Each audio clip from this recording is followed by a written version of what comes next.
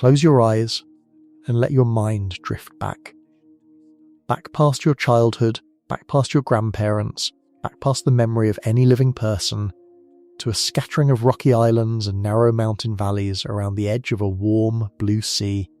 long before anyone imagined that the people living there would one day give the world democracy, philosophy, theatre, and the very idea of asking careful, patient questions about the nature of things. We are going to travel together, slowly, gently, through nearly 2,000 years of history. Let your mind rest a moment before we even begin on the physical land itself, since Greece's rugged, mountainous geography shaped nearly everything about the civilization that grew up within it. Roughly 80% of Greece's mainland is mountainous, its valleys and small coastal plains separated from one another by steep, difficult terrain that made overland travel between communities genuinely arduous, while the sea, by contrast, offered a relatively easy, fast connection between any 2 points along the country's extraordinarily long, deeply indented coastline, dotted with well over 1,000 islands scattered across the Aegean and Ionian seas. This simple geographic reality, easy sea travel, difficult land travel, helps explain why Greece never developed into a single unified kingdom the way Egypt did along its single unifying river, and instead grew into hundreds of small, fiercely independent city-states, each isolated enough by its own local mountains to develop a genuine, distinct political identity, yet close enough by sea to its neighbours to remain in constant, sometimes friendly, and sometimes fiercely rivalrous contact. The story of ancient Greece, not a single unified nation the way Egypt or Rome eventually became, but a scattered, quarrelsome, endlessly inventive collection of small city-states, sharing one language, one set of gods, and one enduring belief that the human mind, given enough patience,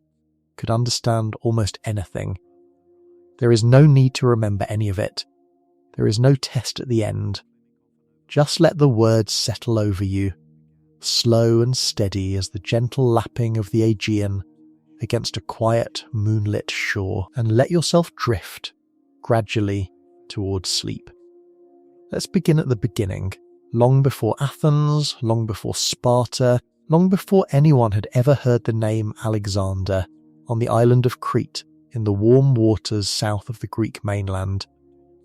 Around 4,000 years ago, a civilization we call the Minoans, named centuries later by modern archaeologists after the legendary King Minos, built a genuinely remarkable, wealthy society centered on grand, sprawling palace complexes, the largest at a site called Knossos, decorated with vivid, colourful frescoes showing young men and women leaping over the horns of charging bulls, dolphins swimming through painted seas, and elegant, richly dressed figures moving through gardens that seem, even now, to hum quietly with life. The Minoans built no great defensive walls around their palaces, an absence that has led many archaeologists to believe their extraordinary wealth, built on trade across the wider Mediterranean, was matched by an unusually long stretch of genuine peace, protected as much by the surrounding sea itself as by any army.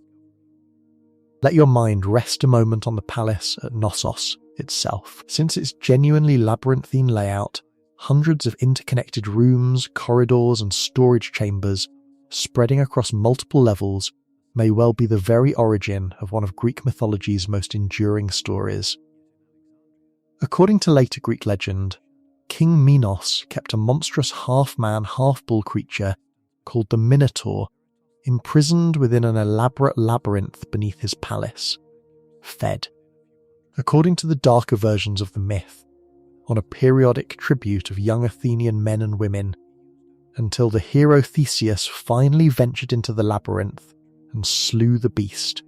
finding his way back out again only with the help of a ball of thread given to him by the king's daughter Ariadne. Whether this myth preserves some genuine, dimly remembered folk memory of the palace's own genuinely confusing, maze-like architecture, or some half-remembered echo of the bull-leaping rituals so vividly depicted in Minoan art, or simply reflects the later Greek imagination working freely with the impressive, mysterious ruins of a vanished civilization whose own writing, a script called Linear A, remains, remarkably, still undeciphered to this day, is a question historians and archaeologists continue to genuinely debate. Sometime around 1600 before our era, a catastrophic volcanic eruption struck the nearby island of Thera, what we call Santorini today. An explosion so massive it blew the centre of the island apart entirely, sending tsunamis crashing into Crete's northern coast and burying an entire Minoan town beneath many feet of volcanic ash. A town called Akrotiri, so completely preserved by that ash that when archaeologists finally excavated it many centuries later, they found its buildings, its furniture, and its painted walls remarkably intact, its people remarkably, having had enough warning to flee before the final fatal blast. Minoan civilization on Crete itself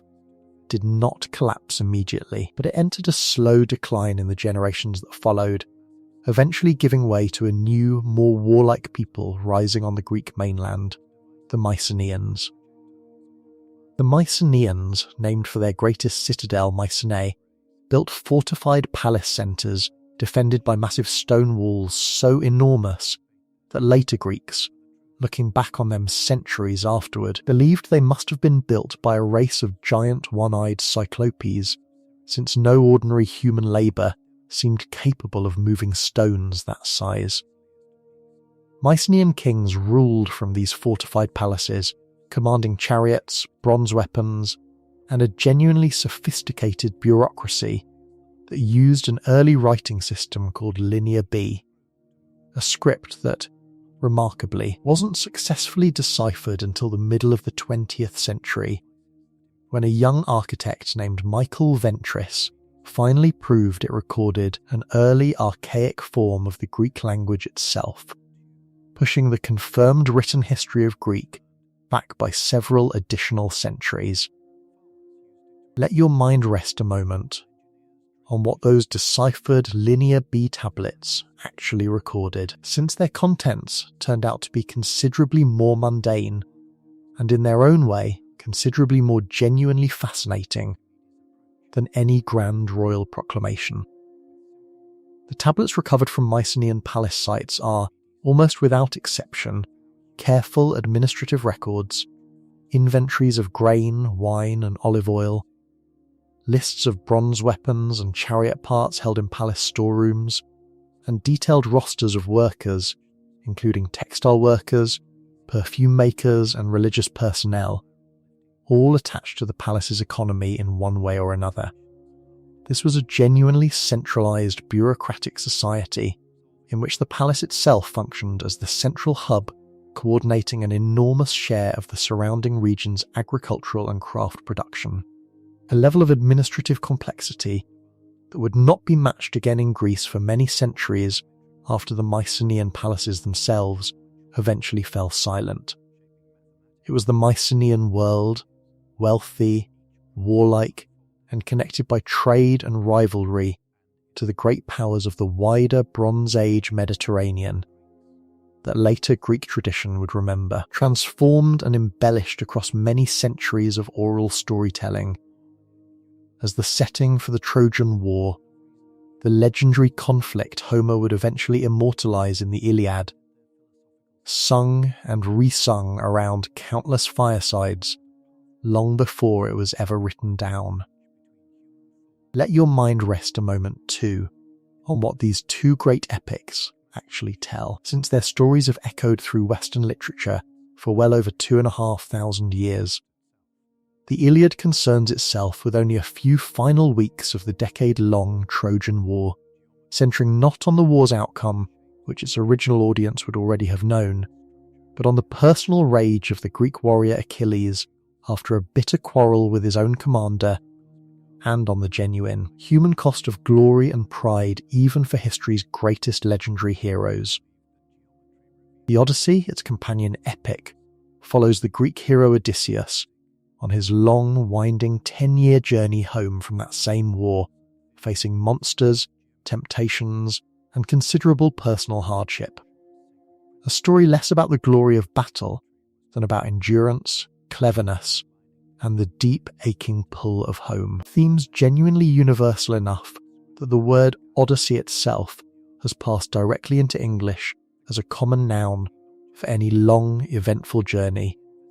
One more small, quiet testament to just how deeply these ancient stories continue to shape the language we use to describe our own lives, even now. Let your mind rest a moment on Homer himself and on the genuinely remarkable oral tradition that carried his poems forward across so many centuries before they were ever committed to writing. We know almost nothing certain about Homer as a historical individual. Not when exactly he lived, not where precisely he was born, with several ancient Greek cities each claiming the honour, and not even with full certainty whether a single poet composed both the Iliad and the Odyssey, or whether these were the accumulated, gradually refined work of many generations of oral poets working within a shared traditional style. What scholars do know is that these poems were composed and transmitted for a very long time, purely through memory and performance, sung by travelling poets called rhapsodes, using a formal, rhythmic verse structure specifically designed to aid memorization, filled with repeated stock phrases, rosy-fingered dawn, wine-dark sea, swift-footed Achilles, that gave the performing poet a moment to recall what came next, while still keeping the audience's ear pleasantly rhythmically engaged, a genuinely sophisticated technology of memory refined across many generations, that allowed an epic tens of thousands of lines long to be carried forward accurately enough for centuries, that when it was finally written down, it still held together as a coherent, artistically unified whole. Let this earliest half-legendary chapter settle over you gently, the way morning mist settles over a quiet Aegean harbour before the sun rises to burn it away. Before we move forward, let's rest a while on the gods who watched over this entire world, since they wove through nearly every part of Greek daily life, from the grandest state ceremony to the smallest household prayer. The Greeks worshipped a large family of gods, believed to dwell atop Mount Olympus, the tallest mountain in Greece, ruled by Zeus, king of the gods and master of thunder and sky, whose many, often scandalous affairs and disputes with his wife Hera, goddess of marriage and family, fill an enormous body of surviving Greek mythology. There was Poseidon, Zeus's brother, god of the sea and of earthquakes, genuinely feared by a seafaring people whose lives and livelihoods depended so completely on his moods. There was Athena, goddess of wisdom and strategic warfare, born, according to myth, fully grown and armoured directly from her father Zeus's own forehead, and honoured as the patron protector of the city that would eventually bear her name. There was Apollo, god of music, prophecy, and the sun, whose oracle at Delphi, where a priestess called the Pythia delivered famously cryptic, riddling prophecies while seated above a fissure in the rock, believed to release sacred vapours, was consulted by kings and ordinary citizens alike for well over 1,000 years, its pronouncements shaping the decisions of entire city-states on matters ranging from war to where to establish a new colony. So central was Delphi's authority across the entire Greek world that rival city-states, otherwise perfectly willing to go to war with one another over the smallest provocation, generally respected the sanctuary's neutrality, sending lavish gifts and building elaborate treasury buildings there to store them, each city competing, in its own way, to appear the most pious and the most favoured in the eyes of the god, whose favour might, in some future crisis, prove genuinely decisive. There was Aphrodite, goddess of love and beauty, Ares, god of war in its more brutal, chaotic aspect, Hermes, messenger of the gods and patron of travellers, merchants, and, rather charmingly, thieves, and Demeter, goddess of the harvest, whose grief at the abduction of her daughter Persephone into the underworld was believed, according to myth, to explain the changing of the seasons themselves. The earth turning cold and barren each year during the months her daughter was forced to spend below, and blooming again each spring when Persephone returned to her mother's side. There was also Artemis, Apollo's twin sister, goddess of the hunt, the wilderness and the moon, fiercely protective of her own independence and closely associated with wild animals and untamed places. There was Hephaestus, god of the forge and of craftsmanship, the only Olympian god described in myth as having a physical disability, and who, rather than being diminished by it, was honoured as the divine patron of blacksmiths and artisans across the Greek world, crafting weapons and jewellery of such extraordinary skill that even the other gods depended on his workshop. And there was Dionysus, god of wine, festivity, and, significantly for so much of what we've explored together tonight, theatre itself. Since it was in his honour that the great annual Athenian drama festivals were held, meaning the entire tradition of Western theatre we've discussed, the tragedies of Sophocles, the comedies of Aristophanes, grew directly out of religious ritual devoted to this single complicated god of wine and ecstatic release. There was also Hestia, goddess of the hearth and home, whose sacred flame was kept perpetually burning in a shared civic hearth at the centre of many Greek cities, tended with the same careful devotion the Romans, in a later telling of ours, would give to their own goddess, Vesta, a quiet reminder of just how directly later Roman religion drew upon and reshaped this same deep well of earlier Greek belief, right down to individual gods and their specific sacred duties, carried across the sea, renamed, and settled comfortably into a new home among a people who would one day rule the very land these older gods had first come from. Unlike the Egyptians we've explored in an earlier telling, the Greeks did not generally build vast underground tombs stocked with treasure for the afterlife, believing instead that most souls, upon death, crossed the river Styx into a shadowy, somewhat bleak underworld ruled by Hades, brother of Zeus and Poseidon, a fate the Greeks generally regarded with more resignation than hope. Their religious energy directed considerably more towards securing the gods' favour and protection during this present life than toward elaborate preparation for the next. Sometime around 1200 before our era, this entire Bronze Age world, the Mycenaean palaces, and indeed most of the great civilizations across the wider Eastern Mediterranean, collapsed within the span of just a few generations, in a period of crisis historians still don't fully understand, likely driven by some combination of drought, invasion,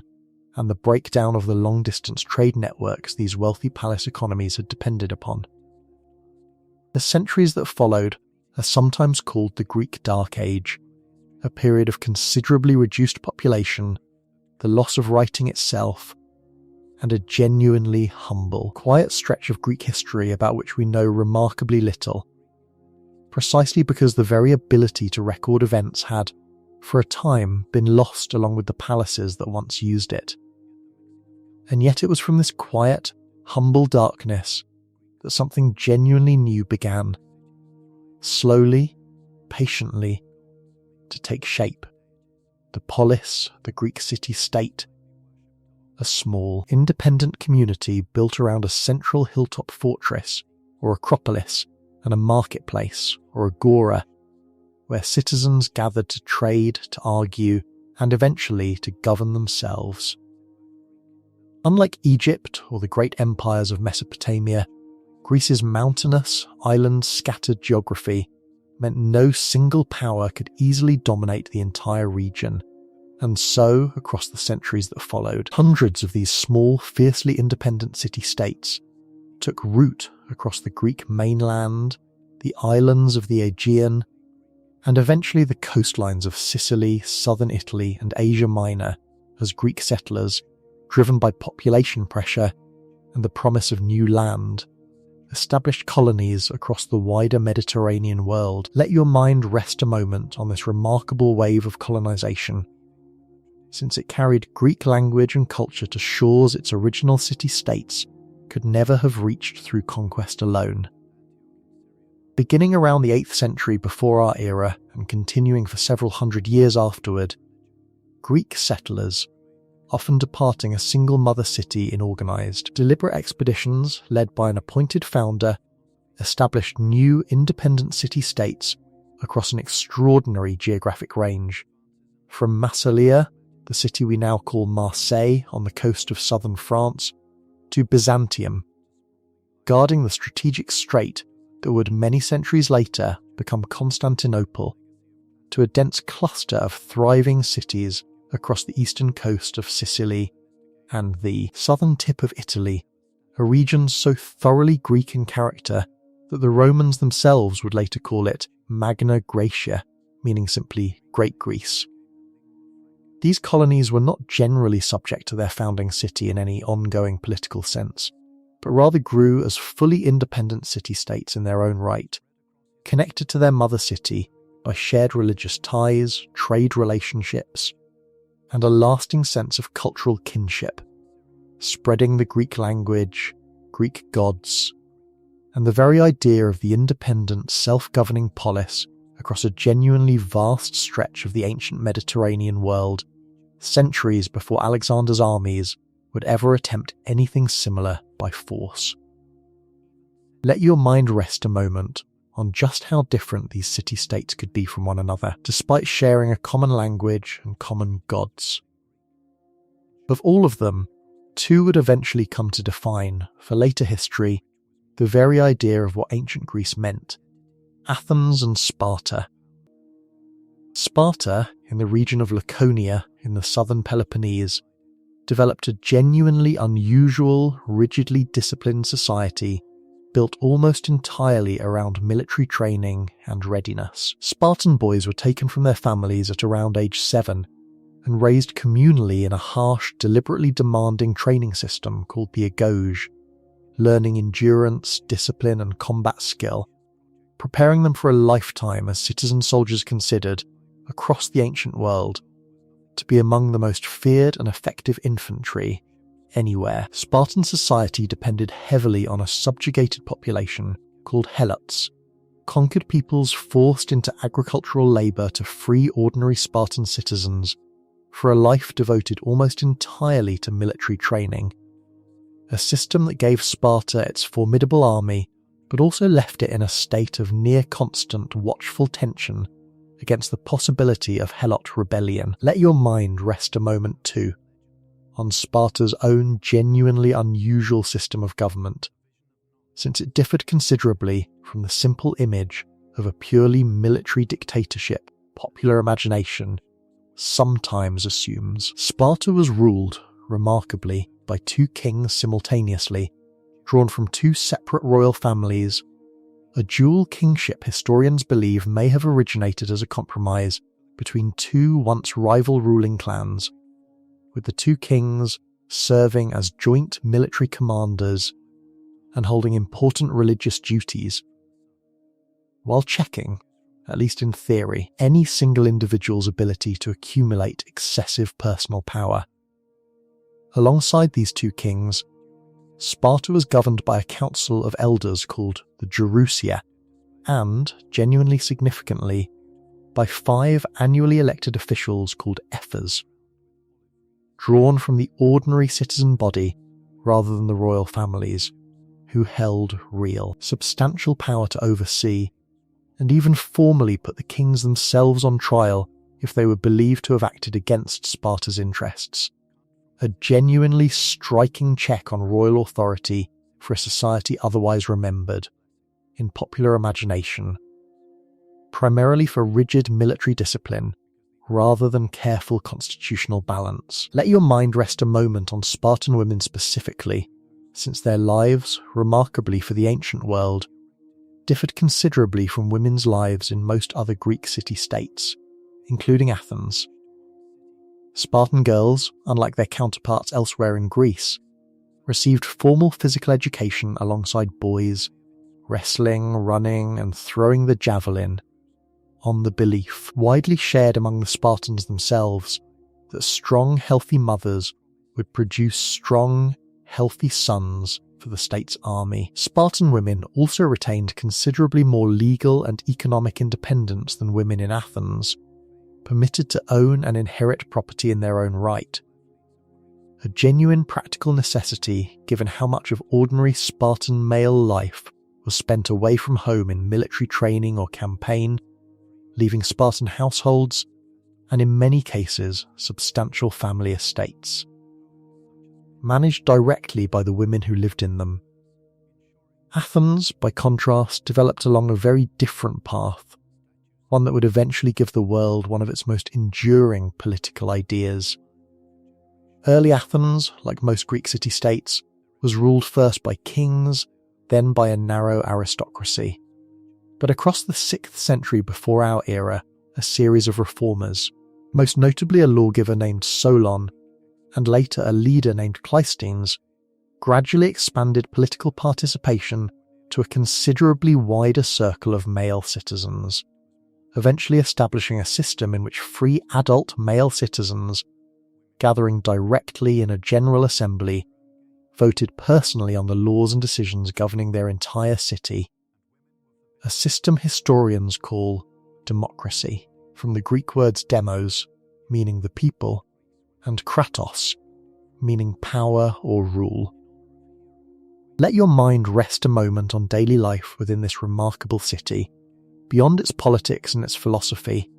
since ordinary Athenians, of course, spent most of their days on considerably more ordinary matters.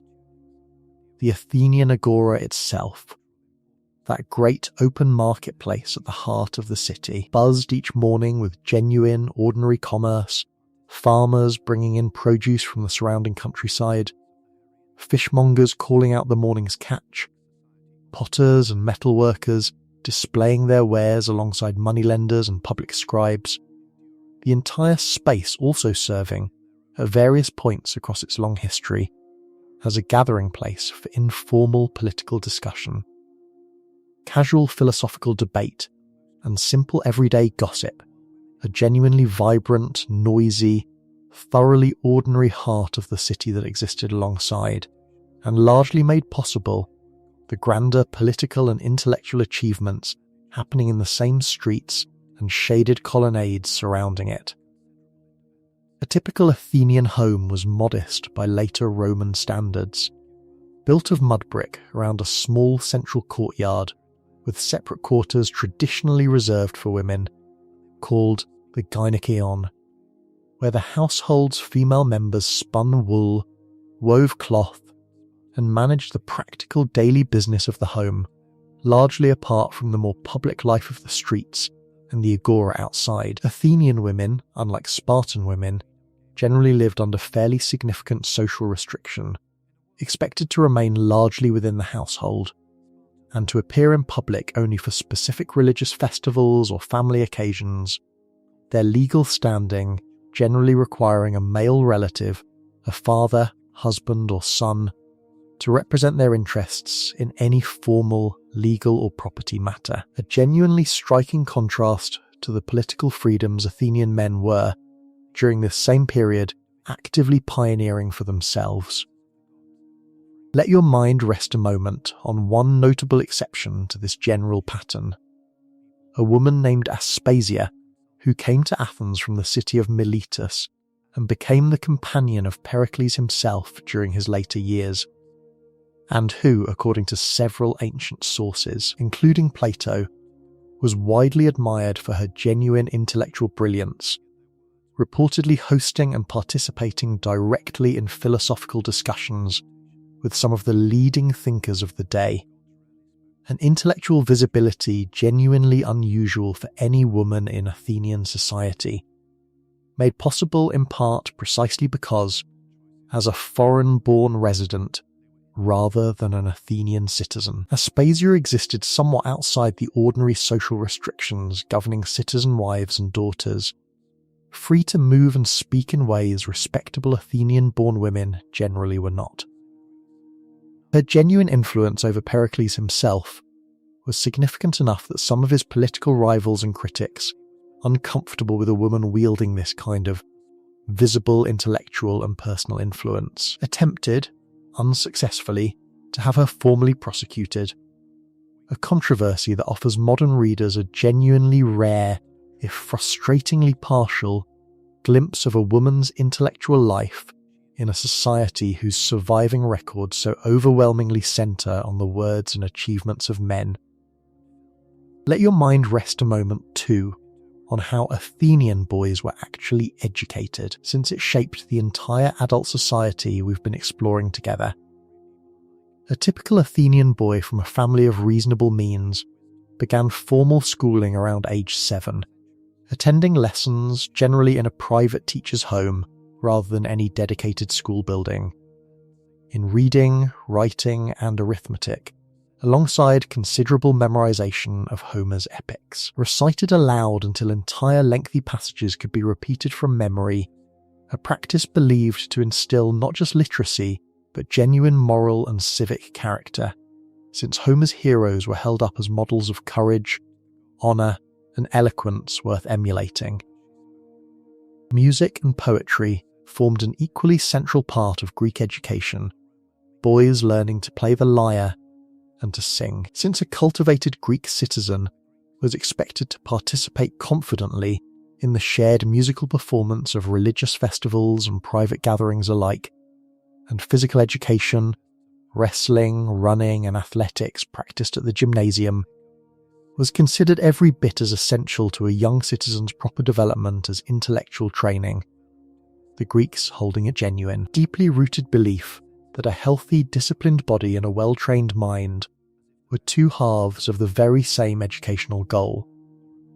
a concept later captured in the enduring Latin phrase, borrowed directly from this same Greek educational tradition,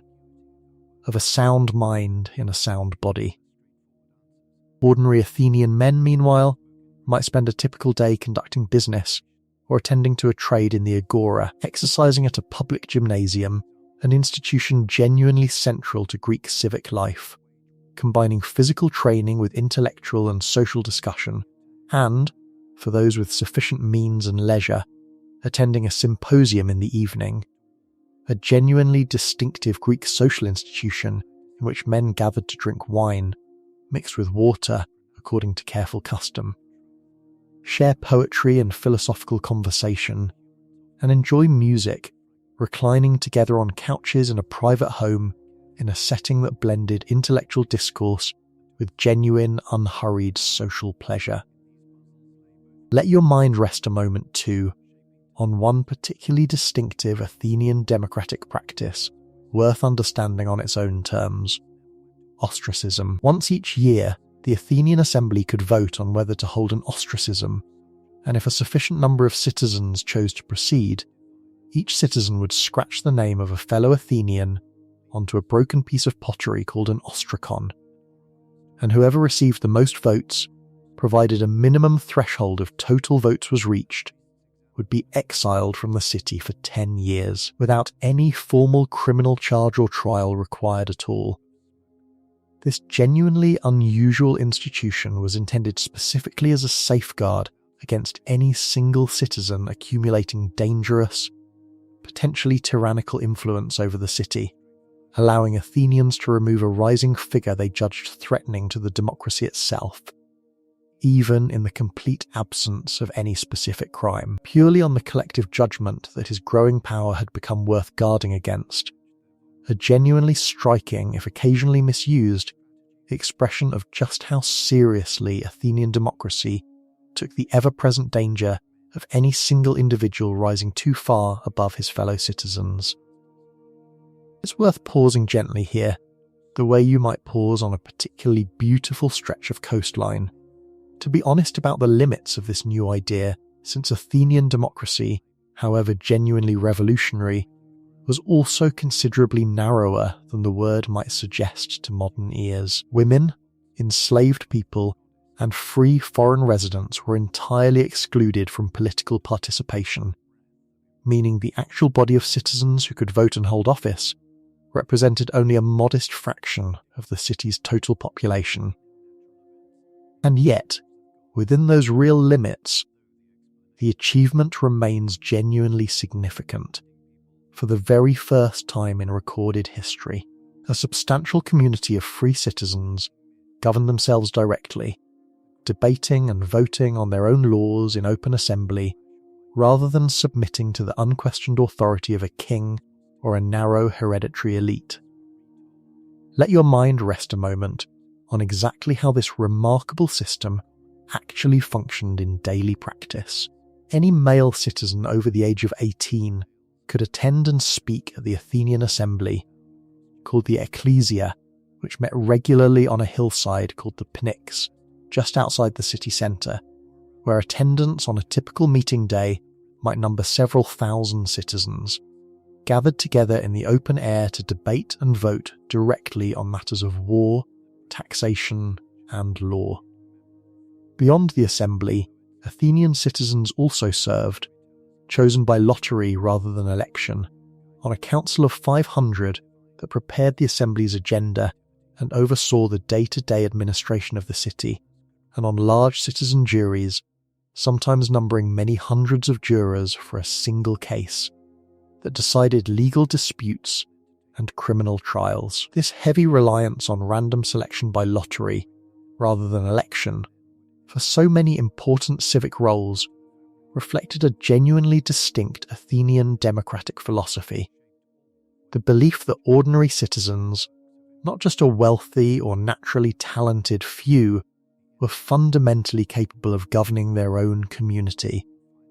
and that rotating this responsibility widely through the citizen body, rather than concentrating it in the hands of career politicians, was itself an essential safeguard against the corruption and entrenched power the Athenians had worked so hard to escape. Let your mind rest a moment too on what actually held these hundreds of fiercely independent, frequently warring city-states together as a single recognisable people at all, despite their genuine political fragmentation. The Greeks shared a common language, though spoken in numerous distinct regional dialects, a shared body of religious belief and mythology, centred on the same pantheon of Olympian gods, and a shared sense of cultural identity built partly around contrast with the people surrounding them, whom the Greeks called barbaroi, or barbarians, a word originally referring simply to anyone who did not speak Greek, whose foreign speech sounded, to Greek ears, like a meaningless repeated bar sound, rather than carrying any of the more harshly negative connotation the English word barbarian has since come to hold. This shared cultural identity found regular, tangible expression through genuinely pan-Hellenic institutions, meaning belonging to all Greeks together, including the Olympic Games we've already discussed, similar athletic festivals held at Delphi, Corinth and elsewhere, and the Oracle at Delphi itself, all of which drew participants and pilgrims from across the entire scattered Greek world, Athenians and Spartans, mainland Greeks and distant colonists in Sicily or Asia Minor, gathering together, however briefly and however uneasily, as members of one shared people, even in the many long stretches when their individual city-states remained bitterly, sometimes violently, at odds with one another over more immediate, practical matters of land, trade and power. Let this quiet foundational chapter settle over you now, the seeds of two very different societies, planted in the same rocky Greek soil, before we move forward into the moment these small, quarrelsome city-states would be forced to set aside their differences and stand together. Let your mind rest a moment on those Greek subjects of Persia first, since their rebellion is what actually drew the vast Persian Empire's attention toward the Greek mainland in the first place. These Ionian cities themselves having only fallen under Persian control a few decades earlier, following the Persian conquest of the wider region, absorbed into an empire whose administrative reach, by this point in its history, already stretched from the Aegean coast all the way to the Indus River Valley in the Far East. Along the coast of Asia Minor, in what is now western Turkey, a string of wealthy Greek city-states, collectively called Ionia, had fallen under Persian control decades earlier, and in 499 before our era, these Ionian Greek cities rose in open revolt against their Persian overlords, appealing to their fellow Greeks across the Aegean for military support. Athens, along with a smaller neighbouring city, sent a modest force of ships to help, support that proved far too limited to secure a lasting Ionian victory. The revolt was eventually crushed by Persian forces after several difficult years, but Athens' involvement, however modest, was enough to draw the furious attention of the Persian king Darius, who reportedly ordered a servant to remind him 3 times at every meal, "Remember the Athenians," lest he ever forget his intention to eventually punish the distant city that had dared support a rebellion against his empire. Let your mind rest a moment, before this long conflict begins, on the Persian Empire itself, since it's worth remembering that the invading force the Greeks faced belonged to what was, by any fair, honest historical measure, one of the most genuinely well-governed, tolerant, and administratively sophisticated empires the ancient world had yet produced. Its founder Cyrus the Great, remembered even in later, unrelated traditions including the Hebrew Bible, for his unusually humane treatment of conquered peoples, permitting considerable local religious and cultural autonomy across an empire stretching from Egypt to the borders of India. The Greek historical tradition, understandably shaped by the genuine trauma of facing Persian invasion, has tended to paint Persia primarily as a despotic, monolithic threat, a framing worth holding a little skeptically, since the empire the Greeks fought against was, for the millions of people living peacefully within its borders elsewhere, a genuinely remarkable, sophisticated state in its own right, connected by an extensive network of royal roads and a surprisingly effective postal relay system, administering a vastly larger and more diverse population than the comparatively tiny scattering of Greek city-states that would eventually, against every reasonable expectation, succeed in turning back its westward advance. In 490 before our era, the vast Persian Empire, the largest and most powerful state the world had yet known, stretching from India to the edges of Greece itself, sent an invading force across the Aegean to punish Athens for supporting a rebellion among Persia's Greek subjects in Asia Minor. The Athenians, gathering their citizen army on the plain of Marathon and receiving little outside help, faced a Persian force considerably larger than their own, and won, remarkably, decisively, a victory so significant that a runner named Pheidippides was said, in later legend, to have raced the roughly 26 miles back to Athens to deliver news of the triumph before collapsing, a story that would eventually inspire the modern marathon race, run at exactly this distance in his honour. Let your mind rest a moment on the ordinary Greek soldier who won this battle, and so many others across this long history. Since the phalanx formation he fought in shaped Greek warfare for centuries, Greek citizen soldiers, called hoplites, fought shoulder to shoulder in a dense, disciplined, rectangular formation,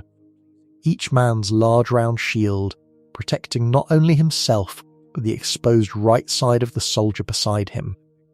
meaning the entire formation's strength depended completely on every individual holding his position and trusting the men on either side to do the same. A genuinely powerful physical expression, some historians have suggested, of the same communal cooperative values that were, during this same general period, giving rise to Athenian democracy itself. Ordinary citizens standing shoulder to shoulder, whether in the assembly or on the battlefield, each one both individually responsible and completely dependent on his neighbour. Let your mind rest a moment on the man who first gathered and preserved the story of these Persian invasions for us, in careful, systematic detail. A Greek writer named Herodotus, often called, with real justification, the father of history, since his sprawling account of the Persian Wars represents, as far as surviving evidence shows, the very first attempt anywhere in the Western tradition to systematically investigate and record the causes and events of the past, rather than simply reciting inherited myth and legend as unquestioned truth. Herodotus travelled extensively across the Eastern Mediterranean and Near East, gathering first-hand accounts, and while modern historians treat some of his more fantastical stories, distant lands populated by gold-digging ants or men with the heads of dogs, with understandable skepticism, his patient, curious method of collecting, comparing, and honestly weighing different accounts against one another, openly telling his readers when he found a particular story doubtful, established an approach to studying the past that would influence historical writing for well over 2,000 years afterward, right down to the careful, evidence-based approach this very video has tried to bring to every civilization we've explored together. 10 years later, in 480 before our era, the Persians returned, this time under King Xerxes himself, with a force so enormous ancient sources describe it, likely, with considerable exaggeration, as numbering in the hundreds of thousands. A small force of Greek soldiers, famously including 300 Spartans under their king Leonidas, held a narrow mountain pass called Thermopylae for 3 days against this overwhelming Persian army, buying precious time for the rest of Greece to prepare, before being betrayed by a local resident who showed the Persians a hidden path around the pass, allowing them to surround and ultimately annihilate the small Greek force. A defeat that Greek memory would nonetheless transform into one of history's most enduring symbols of courage and sacrifice against impossible odds. Let your mind rest a moment on Leonidas' own choice in those final hours, since ancient accounts describe him as having received clear warning of the hidden path and the coming encirclement in time to withdraw his remaining forces safely, yet choosing instead to remain and fight to the end alongside a small number of soldiers from other Greek cities who chose to stay with him. A decision later Greek writers understood as a genuinely deliberate act of self-sacrifice, buying additional crucial hours for the retreating Greek fleet and the wider Greek preparation effort,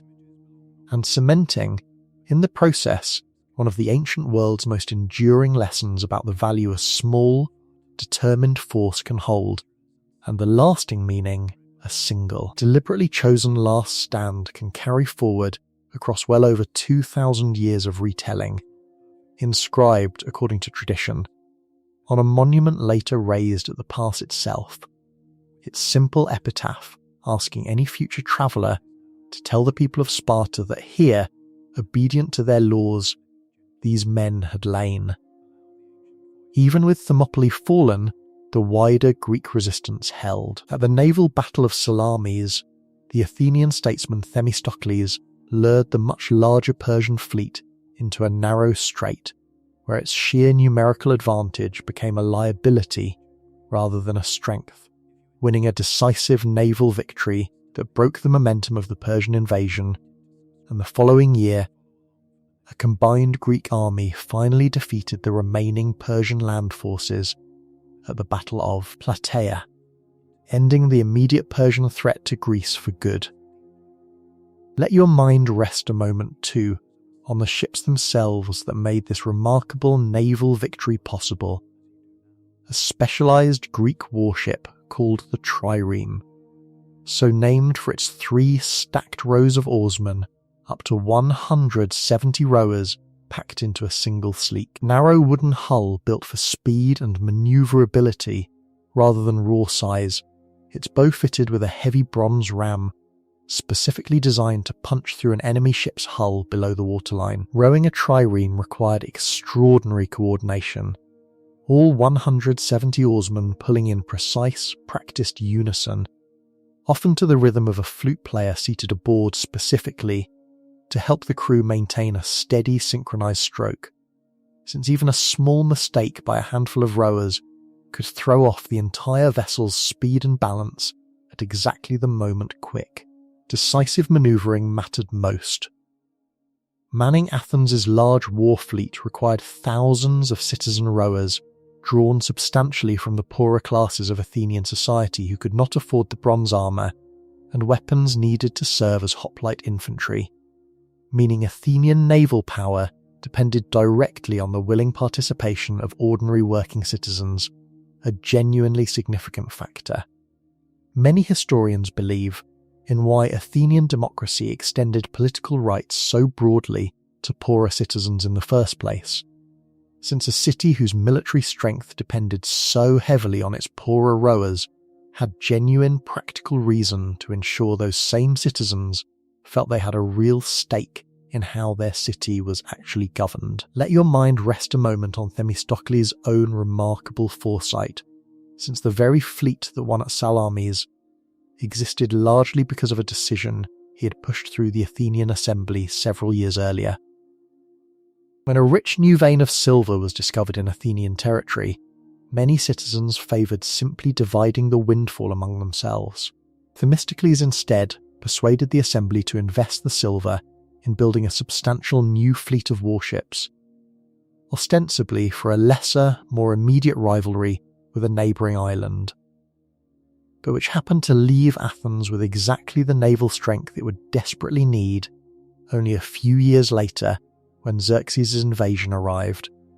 A genuinely striking example of the kind of patient, long-term strategic thinking Athenian democracy, for all the messy unpredictability of open citizen debate,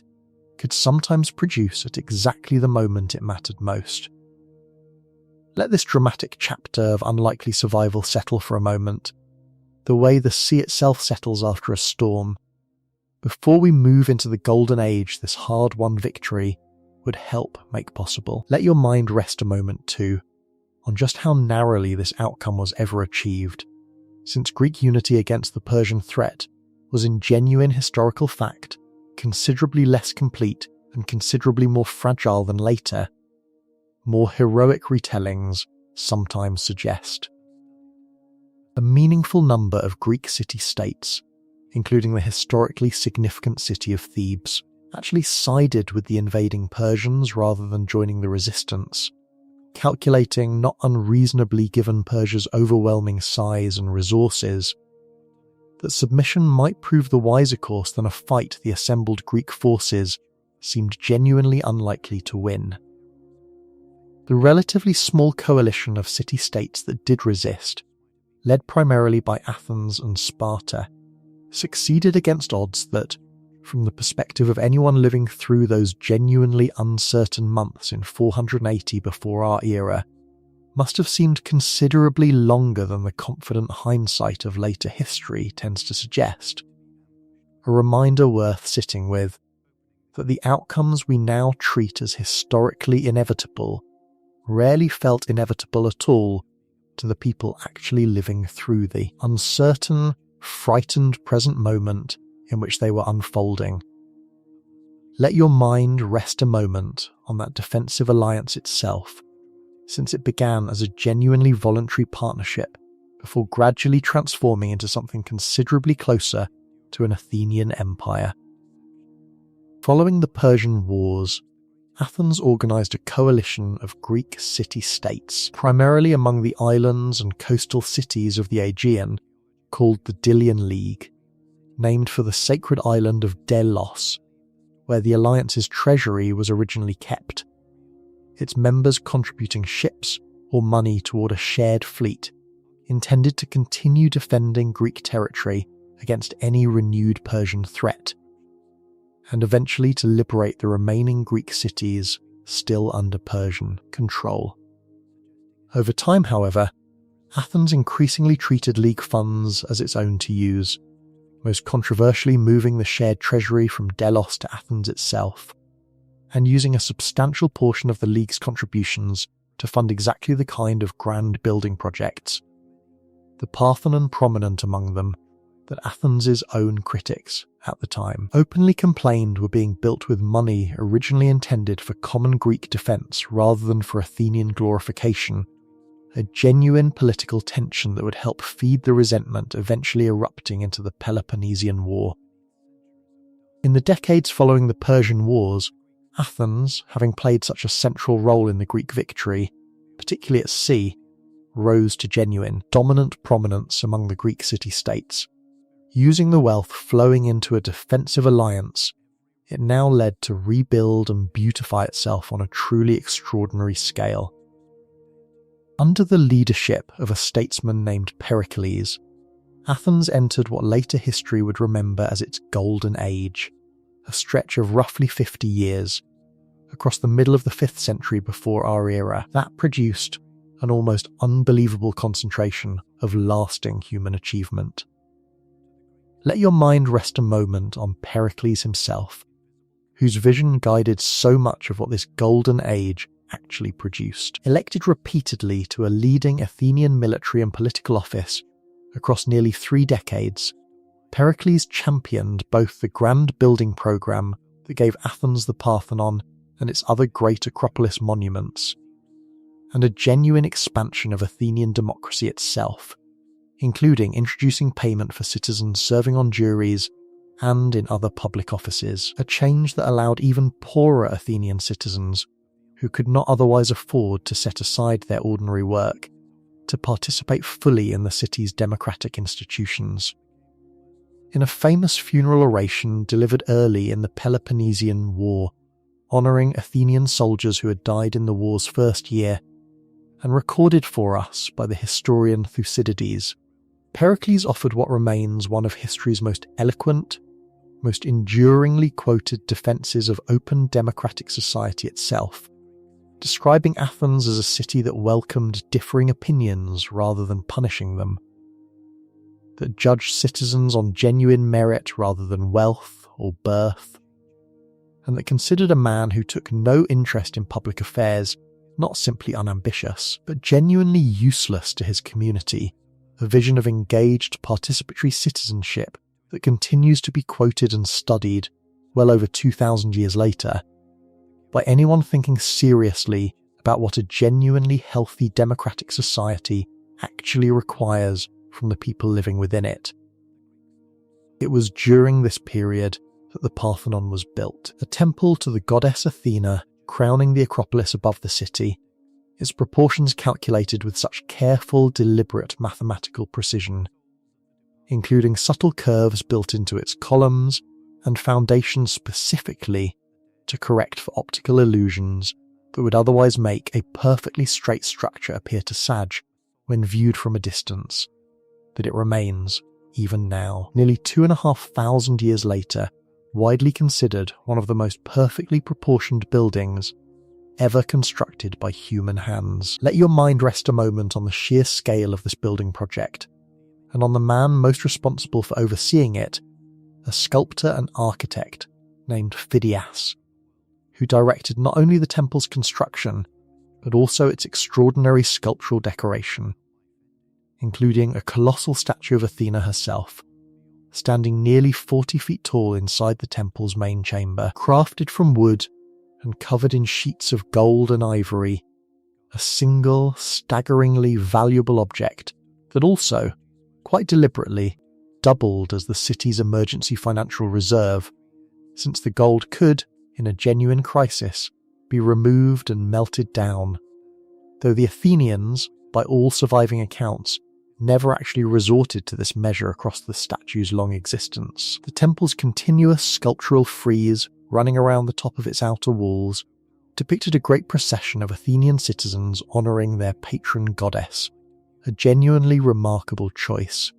since most temples across the ancient world reserved this kind of prominent decorative honour for gods and mythological heroes alone, rather than for the ordinary citizens of the city itself. One more quiet, physical expression of just how central the idea of citizenship and the collective dignity of ordinary Athenians had become to this particular Greek city's own sense of itself. It was during this same golden stretch that Athenian theatre flourished, playwrights including Aeschylus, Sophocles and Euripides writing tragedies that wrestled with genuine psychological depth, with questions of fate, justice and human suffering that audiences still find powerfully moving today, performed in vast open-air theatres where the entire citizen body might gather together to watch, and to think and to feel in a shared civic and religious ritual unlike almost anything in the modern world.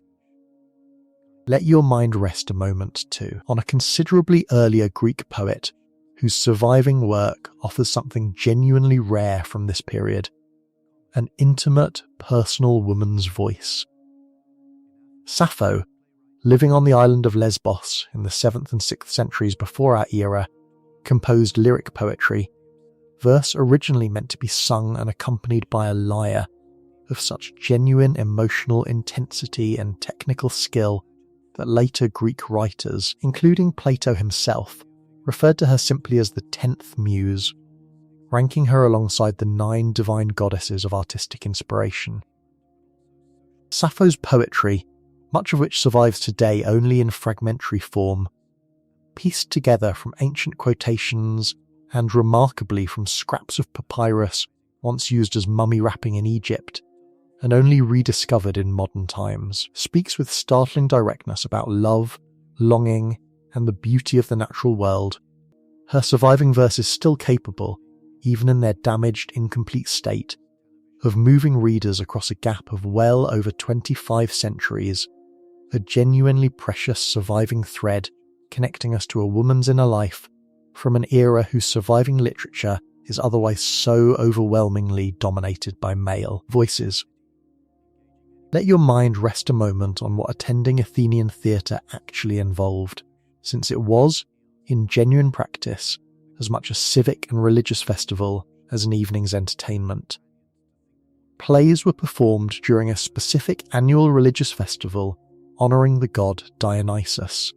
with citizens attending from dawn until dusk across several consecutive days, watching multiple new tragedies and comedies competing directly against one another for a formal prize judged by a panel of citizens chosen, in keeping with Athenian democratic custom, by lottery.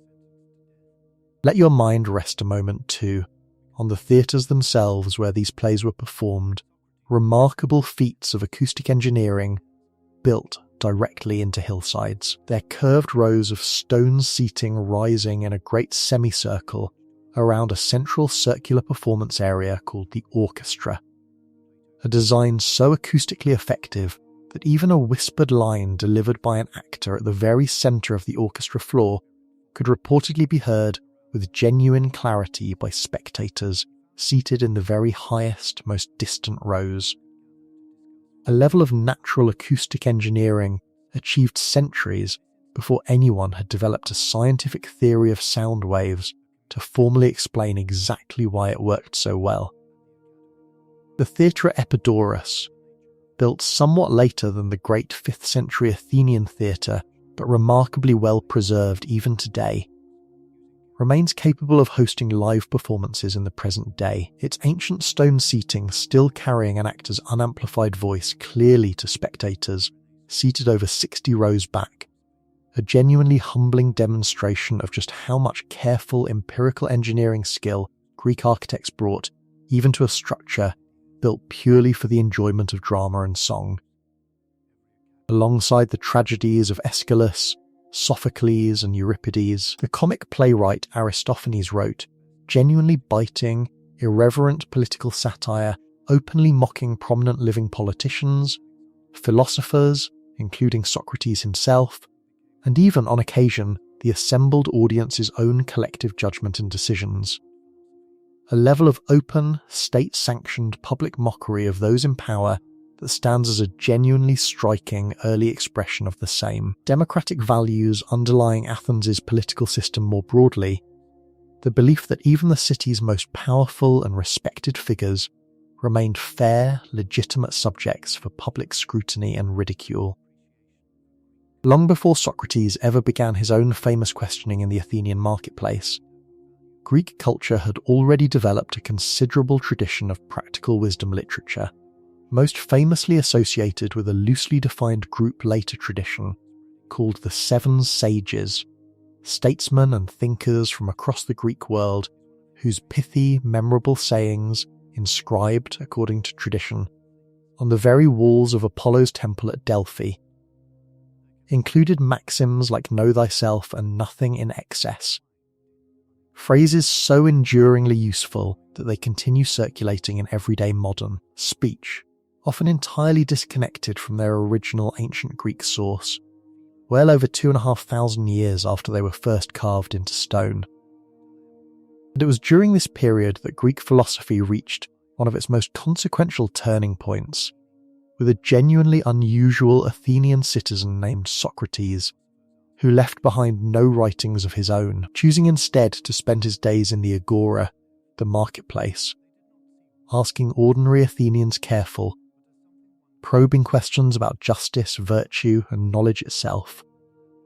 patiently exposing the gaps and contradictions in beliefs people had never thought to examine closely before. Socrates' method of relentless, respectful questioning, rather than simply lecturing or asserting answers, would be preserved and developed by his student Plato, who in turn taught a student of his own named Aristotle, together forming a chain of teacher and student across barely 2 generations that would shape the entire subsequent course of Western philosophy, science, and logic for well over 2,000 years afterward. Let your mind rest a moment on each of these 3 remarkable figures in turn, since their ideas, taken together, laid down so much of the foundation later Western thought would continue building upon. Socrates himself, for all his famous method of careful questioning, would eventually be put on trial by his fellow Athenians, charged with corrupting the city's youth and failing to properly honour the traditional gods, and, found guilty by a citizen jury, was sentenced to death by drinking a cup of poison hemlock. A genuinely sobering end for a man whose only real crime, by most modern readings, was asking uncomfortable questions of wounded, war-weary Athens, still recovering from its recent defeat by Sparta, was no longer in the mood to hear. Plato, deeply affected by his teacher's execution, went on to found a school in Athens called the Academy, considered by many historians the first institution of higher learning in the Western world, where he developed, across numerous philosophical dialogues, written largely in the form of conversations featuring Socrates as the central questioning figure, his own influential theory of forms, the idea that the physical, changeable world we perceive with our senses is merely an imperfect shadow of a deeper, unchanging realm of perfect, ideal concepts, true beauty, true justice, true goodness, existing beyond our physical world, but which our minds, Plato believed, retain some dim, inherited memory of, and can gradually recover through careful philosophical reasoning. Aristotle, who studied for 2 decades at Plato's Academy before eventually founding his own school, the Lyceum, took philosophy in a rather different, considerably more empirical direction, believing genuine knowledge came not primarily through abstract reasoning about a separate ideal realm, but through careful, systematic observation of the actual physical world around us,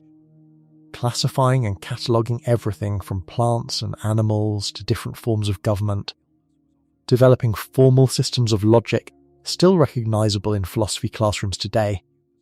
and, in a genuinely remarkable historical footnote, personally tutoring a young Macedonian prince who would grow up to conquer most of the known world, Alexander. Let your mind rest a moment, too, on the philosophical schools that would emerge in the centuries following Aristotle,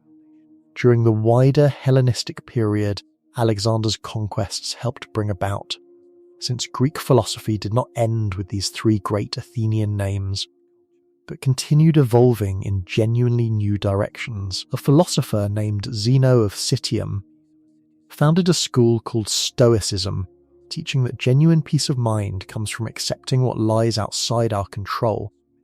and focusing our energy entirely on our own judgments and actions. A philosophy that would later be embraced, many centuries afterward, by the Roman Emperor Marcus Aurelius himself, whose own private philosophical writings we've explored in an earlier telling. Around this same period, a philosopher named Epicurus taught, in his own school, that genuine happiness comes not from wealth or fame,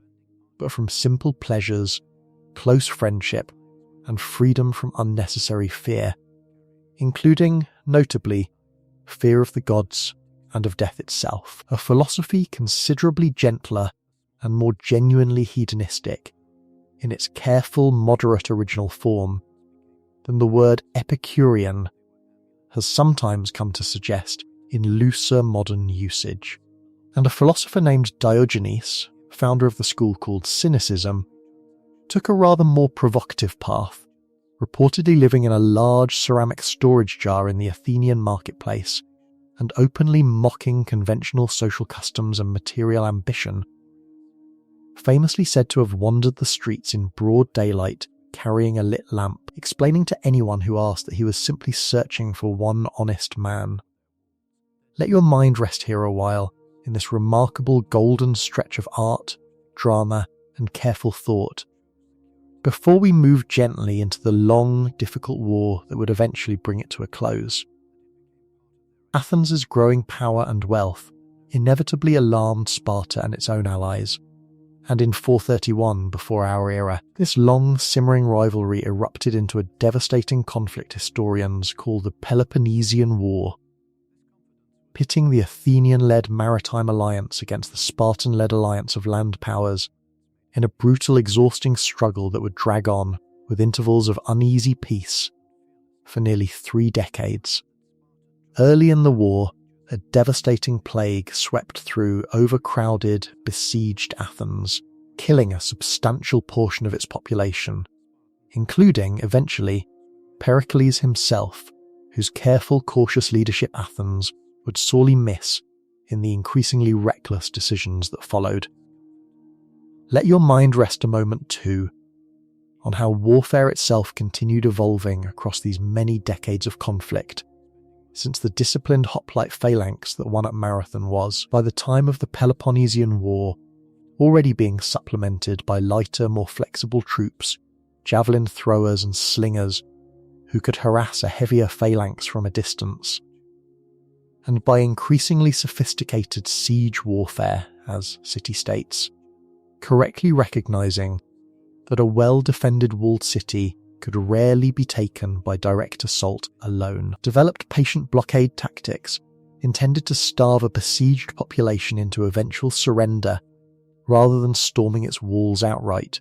a grim, often years-long strategy that shaped much of the Peloponnesian War's grinding, exhausting character far more than any single dramatic battlefield clash.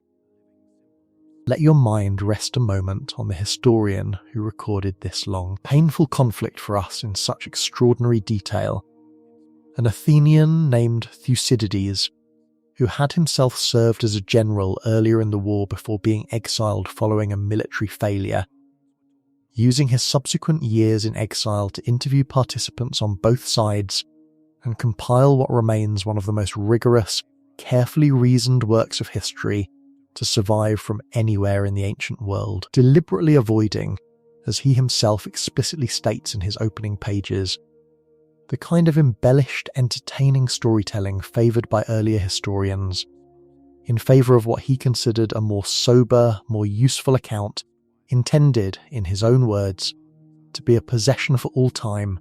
rather than a prize composition for a single momentary audience. Thucydides' unflinching account of the war's cruelties, including a genuinely chilling debate, he records, over whether to execute or spare the entire population of a small rebellious island called Melos, a debate in which the more powerful Athenians bluntly tell their weaker opponents that the strong do what they will and the weak suffer what they must, remains studied today, well over 2,000 years later, by students of international relations and political philosophy as one of history's earliest and most clear-eyed examinations of power, morality, and the genuine costs of prolonged warfare. The war ground on, marked by shifting fortunes, brutal atrocities on both sides, and an ill-fated Athenian expedition to conquer the distant island of Sicily that ended in catastrophic near-total destruction of the Athenian fleet and army, a disaster from which Athens' power would never fully recover. In 404 before our era,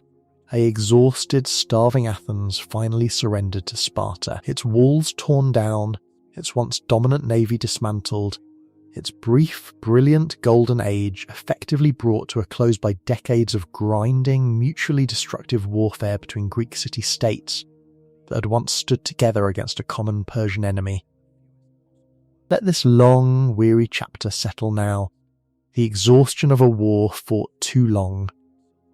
by people who might once have called each other allies. And let's move forward into the story of the man who would, remarkably, unite the very city-states that had spent generations tearing each other apart. Sparta's victory over Athens did not, as many exhausted Greeks may have hoped, bring lasting peace to the Greek world. Sparta's own subsequent dominance proved genuinely heavy-handed and deeply unpopular among its former allies, and within a few decades, a resurgent city called Thebes, under a genuinely innovative general named Epaminondas, shattered Sparta's long-standing reputation for military invincibility at the Battle of Leuctra in 371 before our era, using a bold new tactical formation that concentrated overwhelming force on one flank rather than spreading strength evenly across the battle line, a genuinely significant tactical innovation that Philip of Macedon himself would later study closely and further refine for his own army. Theban dominance, however, proved almost as brief and almost as unpopular as Sparta's had been before it, and by the time Epaminondas himself died in battle in 362 before our era, the Greek city-states had exhausted themselves through yet another round of shifting, mutually destructive rivalry, leaving them once again genuinely vulnerable, and this time fatally so, to the rising power gathering strength on their northern border. In the decades following the Peloponnesian War, the Greek city-states continued their exhausting cycle of shifting alliances and conflict, weakening themselves considerably and leaving them genuinely vulnerable to a rising power on their northern border, the Kingdom of Macedon. King Philip II of Macedon, through a careful combination of military innovation, diplomacy, and outright conquest, gradually brought the fractious Greek city-states under his control, and upon his assassination in 336 before our era, his throne and his ambitions passed to his 20-year-old son. Let your mind rest a moment, too, on the Athenian orator who spent years desperately warning his fellow citizens about exactly this danger, a statesman named Demosthenes, whose passionate speeches against Philip's rising power, called the Philippics, a name that has since passed into English as a general term for any furious, denunciatory speech, remain, even today, studied as among the finest examples of persuasive political oratory to survive from the ancient world. Demosthenes had, according to ancient tradition, overcome a genuine childhood speech impediment through extraordinary personal discipline, reportedly practicing his public speaking with pebbles held in his mouth and by shouting speeches over the roar of ocean waves to strengthen both his diction and his projection, determined to make himself heard clearly across a crowded Athenian assembly. Despite Demosthenes' genuine eloquence and his years of urgent warning, Athens and its allies ultimately proved unable to check Philip's steady advance, and Demosthenes himself, following the final Macedonian conquest of Greece, would eventually take his own life rather than be captured by Macedonian soldiers sent to arrest him. A genuinely sombre final note to the long, proud tradition of independent Athenian political oratory his own life's work had so passionately embodied. Let your mind rest a moment on Philip himself, before we turn to his considerably more famous son, since Philip's own achievements are easy to overlook standing in Alexander's long shadow. Philip transformed the Macedonian army into the most formidable fighting force Greece had yet seen, developing an extended pike called the sarissa, considerably longer than traditional Greek spears, which allowed his infantry formations to keep enemy soldiers at a genuinely dangerous distance. And combining this innovation with disciplined cavalry and siege engineering that let him defeat, in succession, the combined forces of Athens, Thebes, and their allies at the decisive Battle of Chaeronea in 338 before our era, finally bringing the independent Greek city-states, whose fierce rivalries had resisted every previous attempt at unification, firmly under Macedonian control. It was this same superbly trained, superbly equipped army, along with Philip's own careful, unfinished plans for a great invasion of Persia, that Alexander would inherit and would use to accomplish, in barely a decade, considerably more than his father had ever managed to achieve himself. That son was Alexander, and within 13 short years, he would build one of the largest empires the ancient world had ever seen, stretching from Greece and Egypt in the west to the very edge of India in the east. Alexander led his army into the Persian Empire, defeating its vastly larger forces in a series of decisive battles, liberating Egypt, where he was welcomed and crowned pharaoh, founding the city of Alexandria along its Mediterranean coast, and pressing eastward through Mesopotamia, Persia, and Central Asia, until his exhausted, homesick army finally refused to march any further into India, forcing him, reluctantly, to turn back toward the heart of his new empire. Let your mind rest a moment, too, on the many cities Alexander founded across his campaign, most bearing some version of his own name, Alexandria, of which the most famous, in Egypt, would go on to become the greatest centre of learning in the ancient world, but which represented only one of well over a dozen cities Alexander established across his empire. From the Egyptian coast to the mountains of Central Asia, each one deliberately seeded with Greek settlers, Greek architecture, and Greek civic institutions, gymnasiums, theatres, and marketplaces, built according to familiar Greek models, even in genuinely remote frontier regions thousands of miles from the Aegean Sea. This deliberate policy of founding new Greek-style cities across his conquered territory proved, in the long run, considerably more lasting than Alexander's own fragile political empire, since these cities, and the Greek language, art, and customs their settlers carried with them, continued shaping the culture of the wider region for centuries after Alexander's own death and the fracturing of the empire he had built. Let your mind rest a moment on the sheer psychological audacity of Alexander's campaign, since the Persian Empire he set out to conquer was, by any reasonable measure, considerably larger, wealthier, and more populous than his own modest Macedonian kingdom. At the decisive Battle of Gaugamela in 331 before our era, Alexander's army, numbering perhaps 47,000 men, faced a Persian force ancient sources describe, likely with real exaggeration, as numbering in the hundreds of thousands, arrayed on a battlefield the Persian king Darius had specifically levelled and cleared in advance to give his numerous war chariots room to manoeuvre. Alexander won decisively regardless, using superior tactics, discipline, and his own personal willingness to lead cavalry charges directly into the thick of the fighting himself. a leadership style that inspired fierce loyalty among his soldiers even as it left him, across his many campaigns, with a genuinely striking number of serious wounds. Each one a testament to a commander who consistently chose to share the most immediate physical danger with the men he commanded, rather than directing battles safely from a comfortable distance. Alexander died suddenly in Babylon in 323 before our era, only 32 years old, likely from fever, though the exact cause remains genuinely debated even today, leaving behind no clear, agreed successor, and an empire so vast